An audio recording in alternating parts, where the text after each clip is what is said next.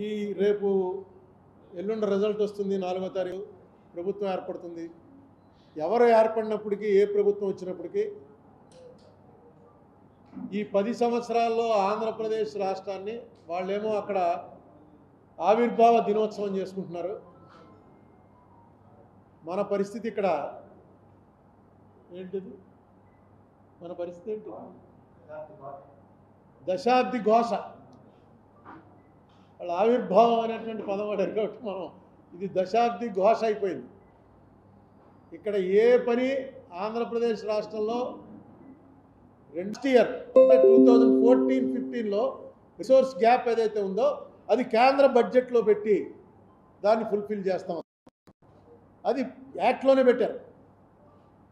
అయితే చంద్రబాబు నాయుడు గారు గవర్నమెంట్ రాగానే 32,625 కోట్లు 32,625 కోట్లు రిసోర్స్ గ్యాప్ ఉందని ఒక మొత్తం అన్ని రాసి ఎలా వచ్చిందో గ్యాప్, తెలంగాణ విడిపోయి హైదరాబాద్ వెళ్ళిపోవటం వల్ల మనకు ఆ గ్యాప్ ఎలా వచ్చిందో క్లియర్గా లెక్కలేసి చంద్రబాబు నాయుడు గారు గవర్నమెంట్ పంపించారు.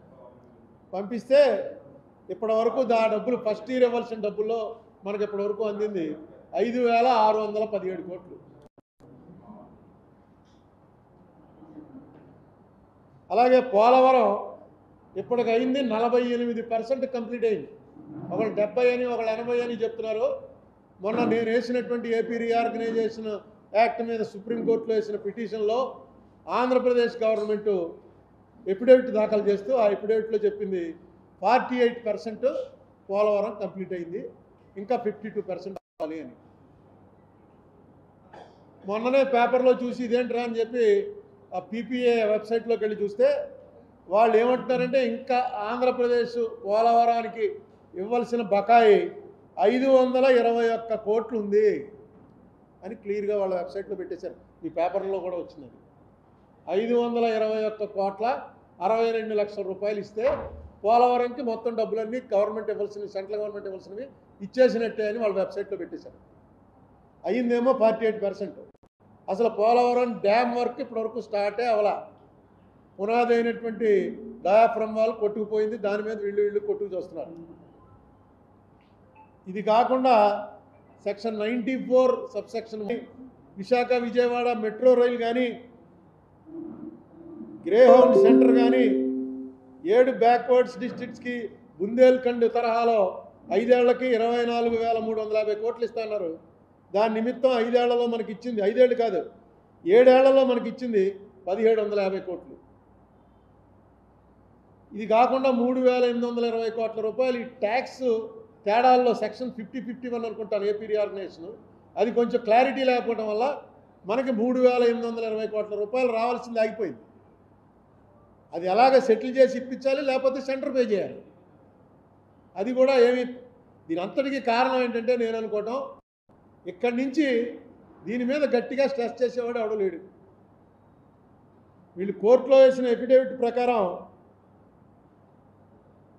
ఆంధ్రప్రదేశ్ గవర్నమెంట్కి తెలంగాణ గవర్నమెంట్కి షెడ్యూల్ 9, షెడ్యూల్ 10 సంబంధించినటువంటి ఆస్తుల్లో 1,42,601 కోట్ల రూపాయల విలువైన ఆస్తులు. ఇది ఎప్పుడు 23 నాటికి, ఇవాళ ఇంకా పెరిగి ఉండొచ్చు. వీటిల్లో మనకి 58% రావాలి.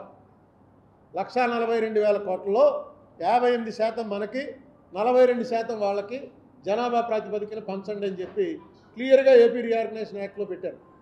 దాని మీద షెలాబిడే కమిటీ అన్నారు. మొన్న ఈ మధ్య డిస్ప్యూట్ రెజల్యూషన్ కమిటీ అని union home secretary, AP Telangana chief secretary, అలాగే బచావతి అవార్డు అని 76లో ఇచ్చినటువంటి అవార్డు ప్రకారం వాటర్ ఎలా వాడుకోవాలన్నది ఆంధ్రప్రదేశ్ రాష్ట్రం అన్నదే ఉంది. ఇప్పుడు ఆంధ్ర తెలంగాణ విడిపోయిన తర్వాత ప్రతి సంవత్సరం 2 నెలలకోసారో వాళ్ళు ఎలక్ట్రిసిటీ ప్రొడ్యూస్ చేస్తూనే ఉంటారు.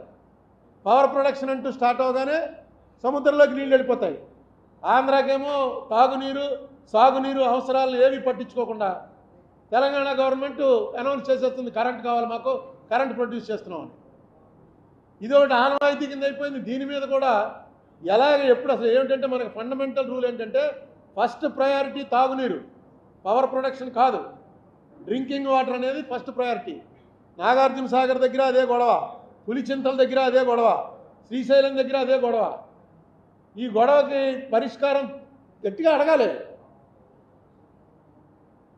వాళ్ళు గొడవ చేస్తున్నారు, మేము మిలిటరీని పంపాం, వాళ్ళు ఆర్మీని పంపారు, మేము స్పెషల్ పోలీసుని పంపాం, టీవీలో చూపించుకోవడానికి పేపర్లో రావడానికి జరుగుతుంది తప్ప యాక్చువల్గా దీన్ని యాక్ట్ ప్రకారం ఎలాగ చేసుకోవాలి మనం అనేటువంటి ఆలోచన చేస్తున్నట్టు నాకేం కనపట్లేదు. కమిటీలు వేయటమే కాకుండా కమిటీ ఏం పని చేస్తుంది అనే పర్యవేక్షణ కూడా ఉండాలి. 2019 వరకు తెలంగాణకి పవర్ డెఫిసిట్లో ఉంటే ఆంధ్ర సప్లై చేసింది, డైరెక్ట్గా అమ్మాం పవర్ 6,700 కోట్ల రూపాయలు పవర్ ఇప్పటికీ పెండింగ్. వాళ్ళు ఏమో అంటారు. ఈవేళ అక్కడ కాంగ్రెస్ గవర్నమెంట్ వచ్చింది, ఈ యాక్ట్ చేసింది కాంగ్రెస్ గవర్నమెంటు, రేవంత్ రెడ్డి గారు సీఎం అయ్యాడు, మొన్న ఏదో కమిటీ వేశారని పేపర్లో వచ్చింది. ఇది సరైనటువంటి సమయం. ఎందుకంటే కాంగ్రెస్ కానీ బీజేపీ కానీ నేషనల్ పార్టీస్ కాబట్టి రీజనల్ పార్టీలాగా కన్నా డిఫరెంట్గా ఆలోచిస్తాయి. నేషన్ అంతా కూడా ఒకలాగా ఆలోచిస్తాయి. ఆలోచించాలి. అలా ఆలోచిస్తుందనేటువంటి ఆశతోటే కాంగ్రెస్ రూలింగ్లో ఉండగానే రేవంత్ రెడ్డి గారు ఏదైతే ఇనిషియేటివ్ తీసుకున్నాడో దానికి వెంటనే ఇక్కడ ఉన్నటువంటి ప్రభుత్వం స్పందించి సరైనటువంటి వ్యక్తులు ఎవరైతే ఈ ఆంధ్రప్రదేశ్ గురించి తెలుసున్న వాళ్ళు ఉన్నారో, జరిగిన నష్టం గురించి ఒక అవగాహన ఉన్న వాళ్ళు ఉన్నారో వాళ్ళు ఎంటర్ అవ్వాలి. వాళ్ళని పెట్టి ఒక కమిటీ వేసి ఆ కమిటీ ద్వారా దానికి టైం బౌండ్ ప్రోగ్రాం పెట్టండి, ఒక 3 నెలల్లో మీరు ఇవ్వండి అని. చాలా కమిటీలు అయ్యాయి. శీలాబేడి కమిటీ అయితే పెద్ద రిపోర్ట్ ఇచ్చింది ఆవిడ. దాన్ని అమలు చేయాలంటే మళ్ళీ ప్రభుత్వాలు అమలు చేయాలి. ప్రభుత్వాలకి అధికారంలోకి రావడం, అధికారంలో కొనసాగడానికి ఏం చేయాలని అంతే తప్ప మనకు పక్కన ఇంత డైరెక్ట్గా డివిజన్ అయిపోయాం. డివిజన్లో మనకిష్టం లేని డివిజన్ అయిపోయాం. మనకిష్టం లేని డివిజన్లో మనకి ఏమీ లేకుండా చేశారు. ఏదో కళ్ళు నీళ్లు తుడవడానికి 4-5 అనౌన్స్ చేస్తే అవి తెచ్చుకోవడమే చాలా గొప్ప కార్యక్రమం అయిపోయింది. ఇప్పుడు 10 ఏళ్ళు పడుతుందండి పోలవరంకి. 10 ఏళ్ళు అయిపోయింది. ఎక్కడుందిరా అంటే పునాదులు కొట్టుకుపోయి అంటున్నారు. పునాదులు ఒకవేళ తేడా ఉంటే ఏమిటి దీనికి రెమెడీ? ఏం చేయాలి? వరల్డ్ వైడ్గా చూస్తుంటే దీనికన్నా 10 రెట్లు పెద్ద పెద్దవి కట్టేస్తున్నారు. బ్యారేజీలు కడుతున్నారు, పెద్ద పెద్ద ప్రాజెక్టులు కడుతున్నారు, ఇంకా చాలా లోతులోకి వెళ్ళి కడుతున్నారు, ఇంకా చాలా బ్యాడ్ కండిషన్స్లో ఉన్నటువంటి చోట నీళ్ళల్లోకి వెళ్ళి ప్రాజెక్టులు కడుతున్నారు. మరి ఎందుకో మన డయాఫ్రమ్ వాళ్ళు వరల్డ్లో పెద్దవాడిని పెట్టి వేయించారు. ఆ బావర్ కంపెనీ వాడు ప్రపంచంలో 3 కంపెనీలు ఉంటే ఆ 3ట్లో ఒకటి అతను వచ్చి వేసిన బావర్ కంపెనీ వాళ్ళు వేసిందే కొట్టుకుపోయిందన్నారు.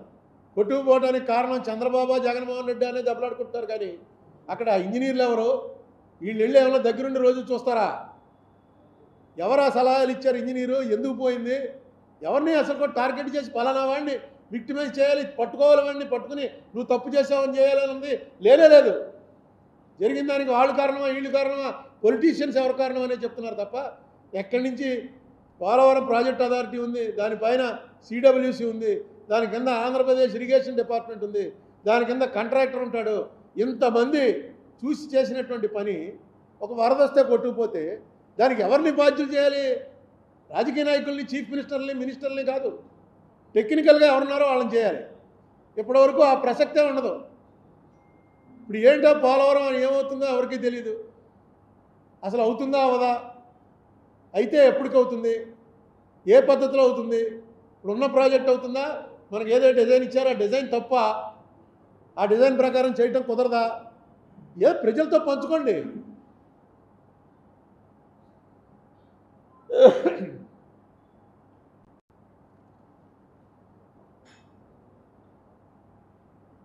ఈ జనరల్గా మన అందరికీ తెలుసున్నవే. ఏదో మళ్ళీ ఒకసారి మన ఘోష ఎవడో ఒకటి చెప్పకపోతే ఎవరు పట్టించుకుంటారు ఇవి? సరే, మన రాజమండ్రి నుంచి చెప్దాం. జూన్ 2వ తారీఖు 10 ఏళ్ళు అయ్యి పరిస్థితి ఎంత అగమ్యగోచరంగా ఉందంటే ఆంధ్రప్రదేశ్ పరిస్థితి ఏం బాగోలేదండి. ఎవరు రారు ఇక్కడికి. ఎవరో ఎందుకు? చంద్రబాబు నాయుడు గారి ఉన్నటువంటి వ్యాపారాలకు సంబంధించిన హెడ్ ఆఫీసులన్నీ ఎక్కడున్నాయి?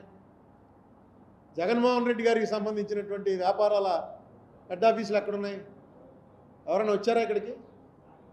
సినిమా ఫీల్డ్ ఉంది. సినిమా ఫీల్డ్ వల్ల బోల్డ్ అంత ఇన్కమ్ వస్తుంది గవర్నమెంట్కి. ఎవరైనా సినిమా వాళ్ళు ఇక్కడికి రావడానికి ఈ రాష్ట్ర విభజన జరిగాక ఎవరైనా ఒక్కళ్ళు వచ్చారా? అయ్యే షూటింగ్లు కూడా ఆగిపోయాయి. ఈ రాష్ట్ర విభజన అనేది నేను వేసిన పిటిషన్లో కనీసం జగన్మోహన్ రెడ్డి గవర్నమెంట్ ఒక ఎఫిడేవిట్ ఫైల్ చేశారు. ఆ ఎఫిడేవిట్ చాలా బాగా డ్రాఫ్ట్ చేశారు, చాలా బాగా ఫైల్ చేశారు.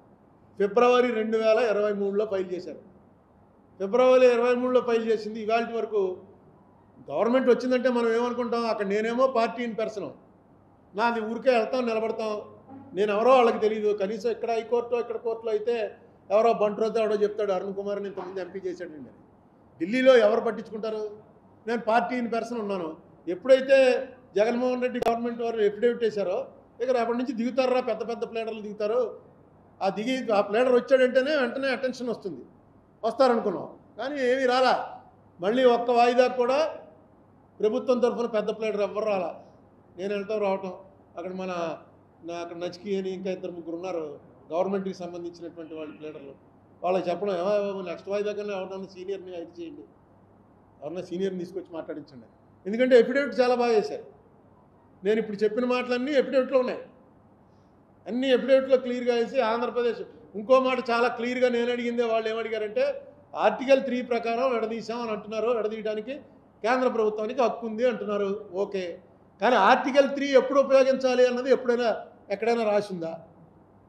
ఆర్టికల్ 3(4) కింద రాష్ట్రాల విభజన అనేది ఎప్పుడు జరగాలి, ఎందుకు జరగాలి, గైడ్లైన్స్ ఇవ్వండి. ఆర్టికల్ 3 ప్రకారం మీకు హక్కు ఉన్నమాట నిజమే, కానీ ఆ హక్కు వినియోగం చేసుకునే పరిస్థితులు ఎప్పుడు వస్తాయి?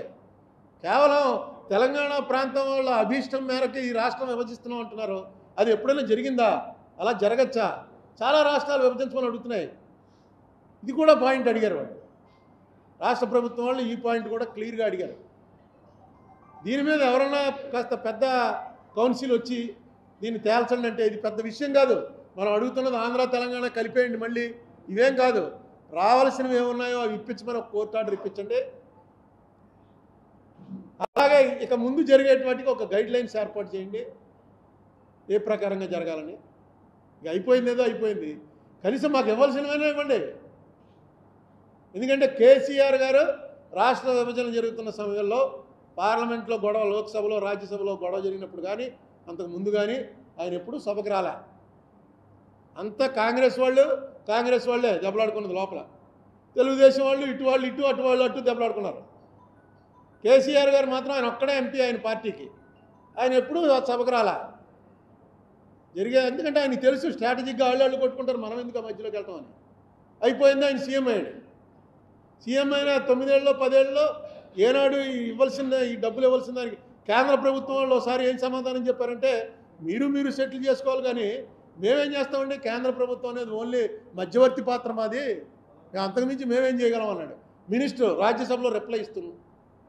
యాక్ట్ చేసిన వాళ్ళు ఇంప్లిమెంట్ చేయాలి కదా. ఏపీ రీఆర్గనైజేషన్ యాక్ట్ అంటే కేంద్ర యాక్ట్, అది ఆ యాక్ట్ ఎవరైతే చేశారో వాళ్ళు ఇంప్లిమెంట్ చేయాలి. వాళ్ళు మేమేం చేస్తామండి, ఎందుకంటే ఆంధ్రాలో బీజేపీకి ఎప్పటికీ కూడా ఆన్ ఇట్స్ ఓన్ అవకాశాలు తక్కువ. సొంతంగా బీజేపీ ఇక్కడ అధికారం వచ్చేటువంటి పరిస్థితి ఎప్పుడూ ఉండదు. తెలంగాణలో ఛాన్స్ ఉంది, అందుకని తెలంగాణ వైపు ఉంటే మనకు రాజకీయంగా బెనిఫిట్ వస్తుంది. అలాగే కాంగ్రెస్ ఆ రోజున చేస్తున్నప్పుడు కూడా తెలంగాణలో కాంగ్రెస్ రావడానికి అవకాశం ఉంది, కానీ ఆంధ్రాలో అవకాశం లేదు. ఇచ్చేద్దాం తెలంగాణ కనీసం. ఇలా రాజకీయ కారణాల వల్ల జరుగుతుంటే, అలాగే ఇప్పుడు రామచంద్రరావు గారు వచ్చారు ఇక్కడికి. ఆయన 2017లో పోలవరానికి అయిన మొత్తం ఖర్చు కేంద్రం భరించాలి, క్లియర్గా క్యాబినెట్ తీర్మానం చేసింది, సెంట్రల్ యాక్ట్లో పెట్టారు. కేంద్రం ఏంటి నేను ఇవ్వను, 2014 రేట్లు ఇస్తానంటుంది, తేల్చండి అని చెప్పి ఈయన ఒక కేసు వేశారు. ఎక్కడ? అమరావతి హైకోర్టులో వేస్తే దాంట్లో ఇప్పటివరకు ఆంధ్రప్రదేశ్ గవర్నమెంట్, చంద్రబాబు నాయుడు గారి గవర్నమెంట్ అయిపోయింది, జగన్మోహన్ రెడ్డి గారి గవర్నమెంట్ 5 ఏళ్ళు అయిపోయింది, ఇప్పటివరకు ఎవరో దాంట్లో కౌంటర్ ఫైల్ చేయాలి. నేను వెళ్ళి అందులో ఇంప్లీడ్ పిటిషన్ వేశాను, ఎందుకంటే కనీసం మీకు చెప్పడానికి అవకాశం ఉంటుందని. ఇంప్లీడ్ పిటిషన్ వేసి 4 ఏళ్ళు అయింది. కనీసం కౌంటర్ కూడా నిజమే ఇది అని వేయండి, ఒక పేజీ కౌంటర్ వేయండి. లేదు నిజం కాదు అబద్ధం అని వేయండి. అలా కౌంటరే దాఖలు చేయకపోతే స్టేట్ ఇంట్రెస్ట్ కొద్దీ స్టేట్కి అనుకూలంగా రావాలని కేంద్రం వాళ్ళు వేసారు. కేంద్రం వాళ్ళు ఏం చేశారంటే కేంద్రం ఏ ప్రకారంగా సింపుల్గా ఒకటి వేసి పారేశారు అంతే. రాష్ట్ర ప్రభుత్వం ఇప్పటి వరకు అసలు మనకి పోలవరం ప్రాజెక్టు ఆంధ్రప్రదేశ్ గవర్నమెంట్కి కేంద్రం అప్పచెప్పింది ఎక్కడైనా కాగితం ఉందంటే కాగితమే లేదు. చంద్రబాబు నాయుడు గారు అసెంబ్లీలో చెప్పాడు, వాళ్ళు చేయమంటే మేము చేస్తా అన్నాం, అక్కర్లేదంటే తీసుకోండి మీరే చేసుకోండి అని. కేంద్రం వాళ్ళు ఏమో పార్లమెంట్లో చెప్పారు, వాళ్ళు వచ్చి మమ్మల్ని అడిగారు, అడిగితే మేము ఇచ్చాము అని వాళ్ళు చెప్తారు. ఈ రెండు హయ్యెస్ట్ బాడీస్ పార్లమెంటు అసెంబ్లీ. ఏది నిజం? రైట్ టు ఇన్ఫర్మేషన్ కింద అడిగాం నీతి ఆయోగ్ వాళ్ళని, వాళ్ళు దానికి రిప్లై ఇవ్వరు. అందరూ ఉన్నారు. ఎలా ఇచ్చారు ఎవ్వడో చెప్పడది, ఎవరికి తెలీదు.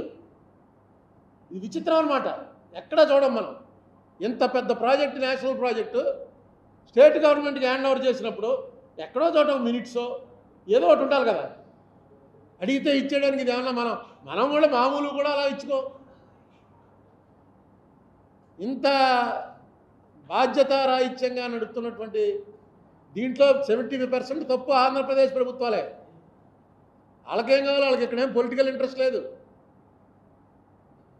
కేసీఆర్ గారేమో ఆయన రీజనల్ పార్టీ కాబట్టి ఇప్పుడు రేవంత్ రెడ్డి ఇస్తానంటే చూసావా నేను ఆపేశాను, రేవంత్ రెడ్డి పంచిపెట్టేశాడు అంటాడు రేపు నుంచి. అది రేవంత్ రెడ్డి భయపడుతూ ఉంటాడు. అయితే కాంగ్రెస్లో మాత్రం గత అనుభవాల దృష్ట్యా కాంగ్రెస్లో అలాంటివి కుదరవు. ఎందుకంటే మీకు గుర్తుండే ఉంటుంది, తమిళనాడుకి కర్ణాటకకి వాటర్ 0.6 TMC వాటర్ మీద పెద్ద గొడవ వచ్చి ముఖ్యమంత్రులు వచ్చి రోడ్డు మీద నిరాహార దీక్ష కూర్చున్నారు. అప్పుడు కర్ణాటకలో కాంగ్రెస్ గవర్నమెంట్ ఉంది, తమిళనాడులో ఎప్పుడూ కాంగ్రెస్ లేదు. అయినా సరే 0.6 TMC మీద సుప్రీంకోర్టు తీర్పును అమలు చేయమని, అప్పుడు మనం పవర్లో లేవు కాంగ్రెస్, 1999-2004 మధ్య సుప్రీంకోర్టు తీర్పు ప్రకారం ఆ TMC మెడ్రాస్కి రిలీజ్ చేయవలసిందే అని చెప్తే అక్కడ చీఫ్ మినిస్టర్ కర్ణాటక చెప్పాడు, ఇది కానీ నేను చేశానా నెక్స్ట్ మనం ఓడిపోతాం, ఇది పెద్ద గొడవ వచ్చేసింది, ఇలాంటి డెసిషన్ తీసుకోకండి.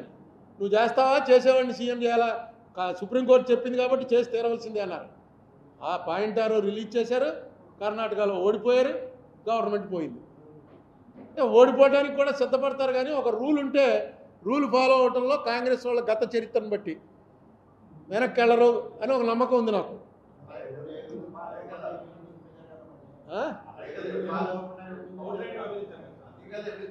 అదే వాళ్ళు మాకు రైట్ ఉంది అంటారు, వాళ్ళు దానికి ఏమంటున్నారు, మాకు రైట్ ఉంది విడదీయడానికి ఆర్టికల్ 3 ప్రకారం మాకు రైట్ ఉంది, మేము ఎలక్షన్ మేనిఫెస్టోలో పెట్టాం. నీకు అదే ఒకసారి తేల్చండి బాబు అని చంద్రబాబు నాయుడు గారిని ఆయన ఇంటికి ఆఫీస్కి వెళ్ళి అడిగాను. ఒక్కసారి నిన్నే ప్రధానమంత్రి గారు చెప్పాడు ఆంధ్రాకి జరిగినంత అన్యాయం ఎవరికీ జరగలేదని. దాని మీద ఒక్క డిబేట్ అడగండి, అడిగితే కాంగ్రెస్ వాళ్ళు ఏం చెప్తారో బీజేపీ వాళ్ళు ఏం చెప్తారో తేలుతుంది. అంటే ఇది చాలా మంచిది అడుగుదా అన్నాడు ఆయన అని నన్ను ఢిల్లీ పంపించాడు. నేను ఢిల్లీ వెళ్ళి సుజనా చౌదరి గారి ఇంట్లో మీటింగ్ పెట్టి అందరు ఎంపీలతో కూర్చుంటే అందరూ చాలా బాగుంది ఇది. జయరాం రమేష్ అడిగాను, జయరాం రమేష్ అన్నాడు కరెక్ట్, ఇది ఇలాంటిది రావాలా సరే మా తప్పే ఉంది, మేము మేనిఫెస్టోలో పెట్టాం అక్కడ పెట్టాం, పాస్ చేసింది బీజేపీ వాళ్ళు, వాళ్ళే చెప్తారు సమాధానం ఎందుకు పాస్ చేయించారు. బీజేపీ వాళ్ళని అడిగాను, కలరాజ్ మిశ్రా గారిని ఆయన్ని అడిగాను, ఏమంటే ఎలా పెట్టబోతున్నారో ఏం చెప్తాను.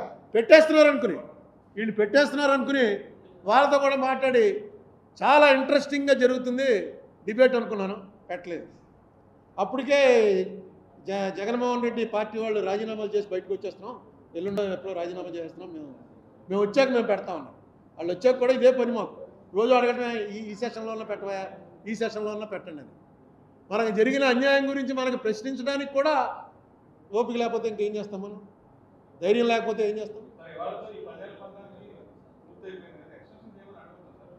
ఏంటి ఎందుకు ఏవైనా అవ్వనం ఉంటే ఎక్స్టెన్షన్ చేయాలి. క్యాపిటల్ కనుక ఉంటుంటే మనకి 10 years క్యాపిటల్ జాయింట్ క్యాపిటల్ ఎప్పటికి కొని ఉంటుంటే తెలంగాణ వాళ్ళు అడుగుదురు ఇంకో 10 ఏళ్ళు ఉంచండి. ఎందుకంటే క్యాపిటల్ అక్కడ 2 రాష్ట్రాల క్యాపిటల్ ఉంటే వాళ్ళకి అడ్వాంటేజ్. సరే క్యాపిటల్ ఏడాదిన్నరకు ఎత్తేసాం అక్కడి నుంచి, మిగతా సెటిల్మెంట్ అవ్వాల్సిన వాటికి వేరు రాష్ట్రాలు అవి వేరు అయిపోయాయి ఆల్రెడీ. వాళ్ళ రాష్ట్రంది వాళ్ళదే, మన రాష్ట్రం మనదే, మనకు రావాల్సిన డబ్బులు ఇవ్వాలి. 92% అక్కడ ఉన్నాయి, 8% ఇక్కడ ఉన్నాయి. ఇక్కడ చెప్పానుగా 1,40,000 కోట్లలో 58%, అది సెక్షన్ 9-10 షెడ్యూల్ 9-10 ఆస్తులు 1,40,000 కోట్లు. అది మొన్న ఎఫిడేవిట్లో వేశారు గవర్నమెంట్ ఆఫ్ ఆంధ్రప్రదేశ్. అందులో మనకి 58% రావాలి. కరెక్ట్ ఫిగరు 1,40,000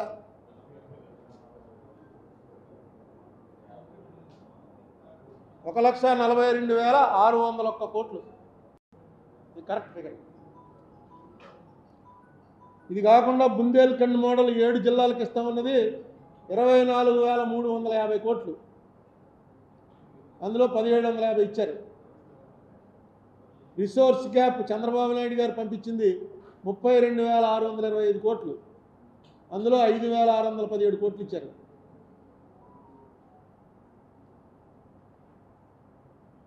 బచావత్ అవార్డు ఇమ్మీడియట్గా తేల్చాల్సినవి ఇది. అవేవో రావాల్సిన డబ్బులు. కరెంటుకి సంబంధించి మనం సప్లై చేసిన కరెంటుకి 6,700 కోట్లు కావాలి. అది ఎందుకు అలా నాకు అర్థం అవుతుంది. అది ఎందుకు డిలే చేస్తారు? ఎందుకంటే ఇవ్వాల్సింది ఇచ్చి తీరాలి కదా. ఇవ్వాలి అనే తీర్మానం జరిగి ఇవ్వటానికి వాయిదాలు అడుగుతున్నారు అనుకో, అది వేరే విషయం. అసలు ఆ తీర్మానం వరకే వెళ్ళట్లేదు మనం.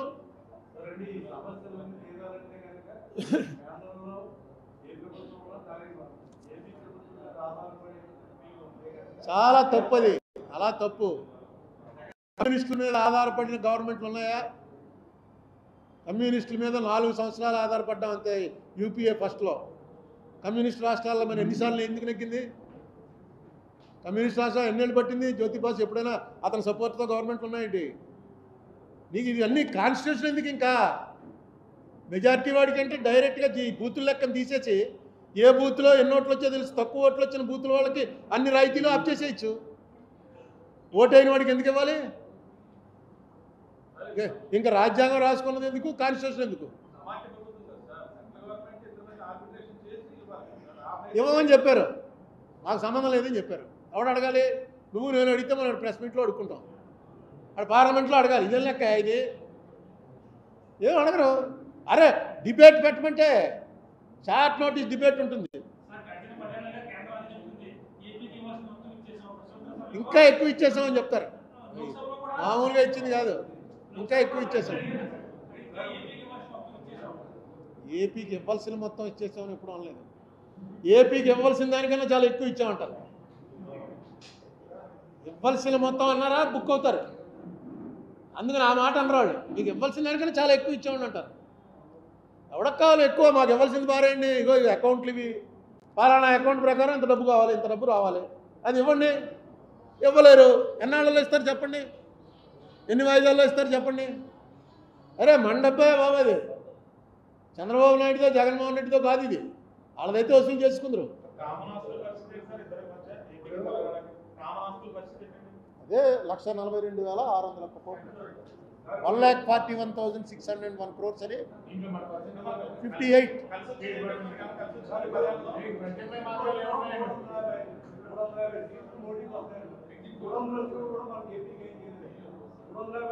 నేను ఒక మాట చెప్తున్నాను, మోడీ చేయలేదు, కేసీఆర్ చేయలేదు.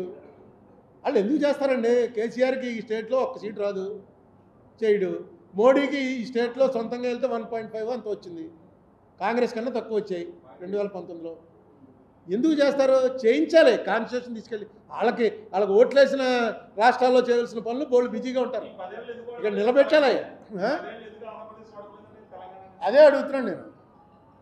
అదేళ్ళలో ఎందుకు వాడుకోలేకపోయారో ఇప్పుడైనా వాడుకోండి బాబు అని. 10 ఏళ్లలో ఇది 10 సార్లు పెట్టుంటాను ఈ ప్రెస్ మీట్. ఈ లెక్కలన్నీ మీకు తెలుసున్నవే. ఇన్నేళ్ళు అయిపోయినా ₹1 రాలేదు. అది ఇస్తున్నారండి, కొంచెం కొంచెం ఇస్తున్నారు. ఇప్పుడు పోలవరం ఉంది, వాళ్ళు ఏమో 2014 రేట్లే అన్నా. ఎలా లాగారో చంద్రబాబు నాయుడు గారు లాగాడు, జగన్మోహన్ రెడ్డి టైంలో డబ్బులు వచ్చాయి, డబ్బులు తీసుకుంటారు. ఎప్పటికప్పుడు బెదిరిస్తుంటారు, ఇంకా మీకు రావాల్సింది 500 కోట్లే, ఇంకా రావాల్సింది 300 కోట్లే అని. కానీ ఇస్తున్నారు. అసలుగా మోసం వచ్చింది పోలవరం.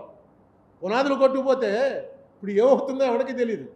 ఎందుకంటే డయాఫ్రమ్ వాల్ అంటే పునాది, అది ఒక ఎక్కడ రేరుగా కడతారు. అది ఇసుక మీద కట్టాలి. ఇది అక్కడ ఉన్నదంతా ఇసుక. అందుకే మన స్పిల్వే యాక్చువల్గా మనకు అన్నీ ఎలా ఉంటాయి? బ్యారేజ్ ఉంటుంది, దాని కింద స్పిల్వే ఉంటుంది. మనకు చూపిస్తుంటారు కదా మీరు టీవీలో చూపిస్తుంటారు. వరదలు వచ్చేసాయి, గేట్లు ఎత్తేసారు అని. కానీ గేట్లు ఎక్కడ ఎత్తారు? ఆ బ్యారేజ్కే ఉంటాయి గేట్లు. కానీ మన పోలవరం డిఫరెన్స్ ఏంటంటే స్పిల్వే వేరే చోట ఉంటుంది, ఈ బ్యారేజ్ వేరే చోట ఉంటుంది. యాక్చువల్ బండ్ ఎందుకంటే కింద ఇసుకుంది, అక్కడ స్పిల్వే కడితే ఆగదు. ఆ పక్కన తీసుకెళ్ళి రాయి మీద కట్టారు. ఈ కింద ఇసుకుంది కాబట్టి ఇక్కడేమో డయాఫ్రమ్ వాల్ పెట్టారు. డయాఫ్రమ్ అంటే ఇక్కడ మనకు ఊపిరితిత్తుల్లో ఉంటుంది డయాఫ్రమ్. అది ఏమవుతుంది? ఇలా అవుతుంటుంది, సంకోచం వ్యాకోచాలు చెందుతుంటుంది. వాటర్ ఫ్లో స్పీడ్గా వచ్చినప్పుడు అలా అయ్యి దాని స్పీడ్ తగ్గిస్తుంది అనమాట. అదేదో టెక్నాలజీ, చాలా ఓల్డ్ టెక్నాలజీ. దాంట్లో ఎక్స్పర్ట్ అని పవర్ కంపెనీని తీసుకొస్తే నేను అప్పుడే నెట్లో చూశాను. మనం ప్రెస్ మీట్ కూడా పెట్టాం.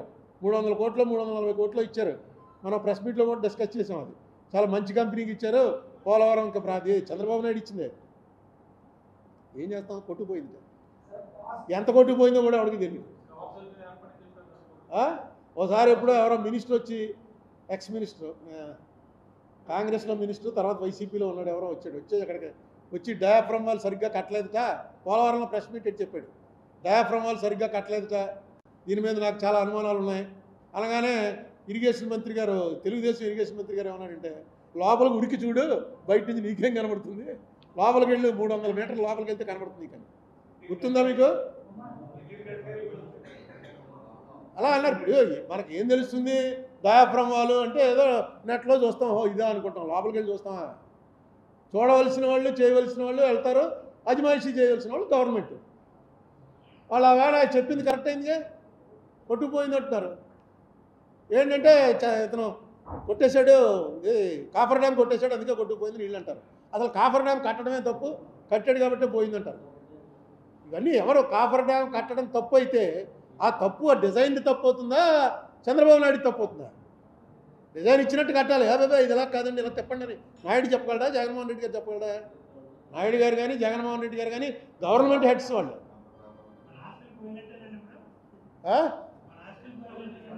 పోయినట్టే నేను ఎందుకంటాను? కావాలనే కోరిక. యాక్ట్ ప్రకారం మందే, అదే కబ్జాలు పెడతారు, అలాంటిదే ఇది. యాక్ట్ ప్రకారం మందే, మనం వెళ్ళి తెచ్చుకోలేకపోతున్నాం, మనం బలహీనం కాబట్టి. స్థిరాస్తులు చరాస్తులు దానికి గైడ్లైన్స్ ఏం పెట్టారంటే, ఇప్పుడు ఆర్టీసీ ఉంది. ఆర్టీసీ ఒక వ్యాపార సంస్థ, అందులో మన అందరి డబ్బులు ఉన్నాయన్నమాట. ఆ వ్యాపార సంస్థలో రాజమండ్రి డిపో ఉంటే రాజమండ్రికి చెందుతుంది, హైదరాబాద్ డిపో హైదరాబాద్ చెందుతుంది. అలా పెట్టి ఉమ్మడిగా ఉన్నటువంటి ఆస్తులు అంటే హెడ్ ఆఫీస్ ఉంది. హెడ్ ఆఫీస్ ఎవరికి చెందుతుంది? చార్మినార్ చౌరస్తాలో ఆర్టీసీ క్రాస్ రోడ్స్, అక్కడ హెడ్ ఆఫీస్ ఉంది. అది 300-400 కోట్లు విలువ ఉంటుంది. అలాగే అక్కడ ఒక కళ్యాణ మండపం ఉంది, ఒక హాస్పిటల్ ఉంది. ఇవన్నీ హైదరాబాద్లో ఆస్తులు. దాదాపు 20-25 కోట్ల రూపాయల ఆస్తులు ఉన్నాయి. అది మనకి డివిజన్ రావాలి, యాజ్ పర్ యాక్ట్ ఇచ్చేయాలి వాళ్ళు. మరి ఎందుకో ఇప్పుడు ఇమీడియట్గా ఇవ్వడానికి ఆర్థిక పరిస్థితి బాగోలేదు. సరే మీకు ఎంత వస్తుంది, ఆ ఎంత వచ్చింది దాని దీనికి ఆర్టీసీ మేము ఇవ్వగానే ఇంకా వేరే ఇంకో బోర్డు ఉంది కదా, ఇంకో వ్యాపారం, దానికి సంబంధించి ఇస్తాం, అందులో 58% కింద మీకు ఆ బిల్డింగ్లు మీరు తీసుకోండి అని చేసుకోవచ్చు. అసలు ఆ ప్రయత్నమే జరగట్లేదు. యువతల నుంచి గట్టిగా టఫ్ ఫైట్ ఇవ్వాలండి, ఇవ్వాలి.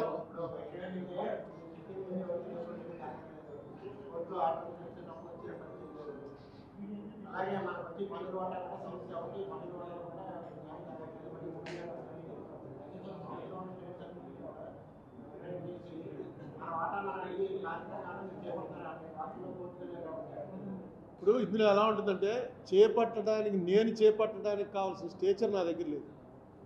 దానికి ఒక స్టేచర్ ఉండాలి. నా స్టేచర్ ఎంతవరకు మీరందరూ చూపిస్తున్నారు కాబట్టి ప్రెస్ మీట్ పెట్టమంటారు. కోర్టు సరే నేనే వెళ్ళి ఆర్గ్యూ చేసుకోండి, ఇంకా కొంచెం వెళ్ళగలుగుతున్నాను, తిరగలుగుతున్నాను కాబట్టి నాకు 70 వచ్చేస్తున్నాయి. తిరగలుగుతున్నాను కాబట్టి నేనే ప్లేడర్గా డబ్బులు ఇచ్చుకోకలేదు, నేనే ప్లేడర్ని కాబట్టి వెళ్తున్నాం, కోర్టులో వేస్తున్నాం. కానీ అసలు ముందు చేసేవాడికి వీళ్ళు ఉండాలండి. ఇప్పుడు నీ ఇల్లు నా ఇంట్లో అద్దుకుంటున్నావు, ఖాళీ చేయమని చెప్పేసి వచ్చి అడిగాను, నువ్వు చేయనన్నావు.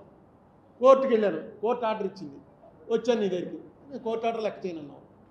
పోలీస్ స్టేషన్కి వెళ్ళాను, పోలీసులు రామన్నారు. మళ్ళీ కోర్టుకి వెళ్తాను, పోలీసులు రామంటున్నారండి. పోలీసులు టైం ఉన్నప్పుడు వెళ్ళండి అని కోర్టు వారు ఆర్డర్ ఇస్తారు. పోలీసులు టైం లేకుండా నువ్వు చేస్తావు, రాకుండా చేస్తావు, నీకు ఇన్ఫ్లుయెన్స్ ఉంది. ఏం చేయాలి అప్పుడు? నేను ఎతికి పట్టుకుని కృష్ణకుమార్కిను అగో రాఘవరావుకి పడదండి, రాఘవరావు కూడా మంచి పలుకుబడి ఉన్నాడని రాఘవరావు దగ్గరికి వెళ్ళాలి. వెళ్ళి రాఘవరావు ఇలా చేస్తున్నాడు, కృష్ణకుమార్ అంటే ఎక్కడ దొరుకుతాడని చూస్తున్నాడు, నేను వేస్తాను చెప్పంటాడు. అంతే, ఇది కూడా అంతే. ఎవరెవరైతే అక్కడ ఇప్పుడు కాంగ్రెస్ వాళ్ళు చేయనంటున్నారు, బీజేపీ వాళ్ళ దగ్గరికి వెళ్ళాలి. మాకు అన్యాయం జరుగుతుందండి, బీజేపీ వాళ్ళు చేయనంటే కాంగ్రెస్ వాళ్ళ దగ్గరికి వెళ్ళాలి.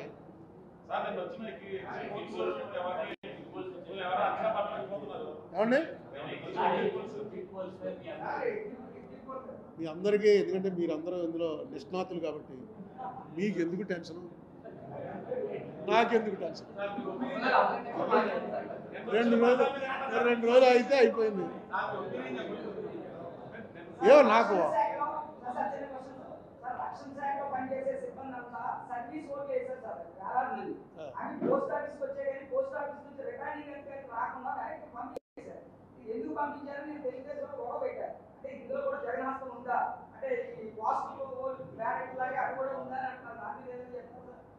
నాకు ఇప్పుడు దాకా ఈ సంగతి తెలియదు. ఏమో నేను పేపర్లో చదివింది అయితే చంద్రబాబు నాయుడు గారికి అనుకూలంగానే వచ్చింది హైకోర్టు తీర్పు అని చదివాను.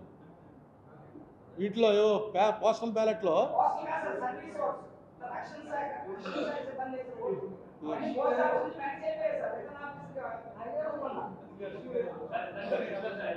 అంటే రక్షణ శాఖ కూడా చంద్రబాబు నాయుడు గారికి వేసారు.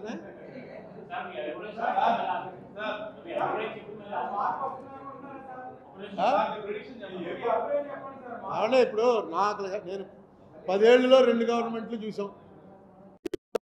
ఇలాగే అయితే మంచిదని ఒక ప్రెస్ మీట్ పెట్టాం గవర్నమెంట్ రాకుండానే. మనకు రావాల్సిన డబ్బులు తెచ్చుకోలేని గవర్నమెంట్లు ఇంకెందుకండి? ఏదో ఇది చేస్తాను అది చేస్తాను ఎంత పెంచుతాను అంత పెంచుతానంటూ రావాల్సిన డబ్బులు తెచ్చుకోవాలి కదా.